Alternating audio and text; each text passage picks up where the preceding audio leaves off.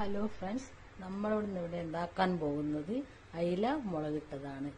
ഒരു ചട്ടിയിൽ കുറച്ച് വെളിച്ചെണ്ണ ഒഴിച്ച് ഇതിലേക്ക് ഇഞ്ചി, പച്ചമുളക്, വെളുത്തുള്ളി ചതച്ച് ചേർത്ത് ഒന്ന് വഴറ്റിയെടുക്കുക.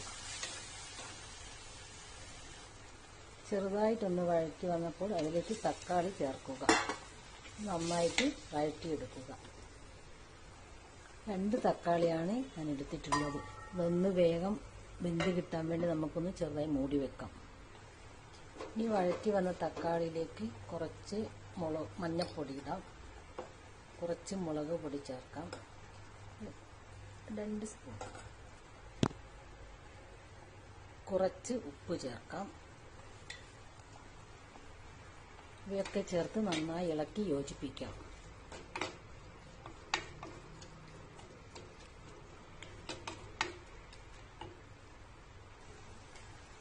ഇതിലേക്ക് കുറച്ച് പുളിവെള്ളം ചേർക്കാം. നന്നായി തിളച്ച് വരുമ്പോൾ നമുക്കിതിലേക്ക് മീൻ ചേർക്കാം. തിളച്ച് വരുന്നതിലേക്ക് നമുക്ക് മുറിച്ച് കഴുകി വൃത്തിയാക്കി വെച്ച അയിലക്കഷ്ണം ചേർക്കാം.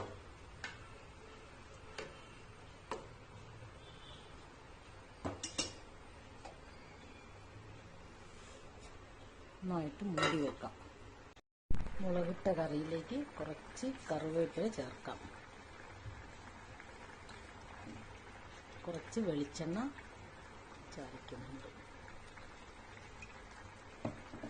അയിലക്കറി, മുളകിട്ട അയിലക്കറി റെഡി.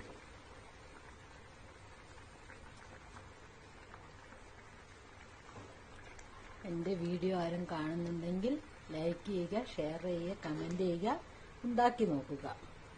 Thank you.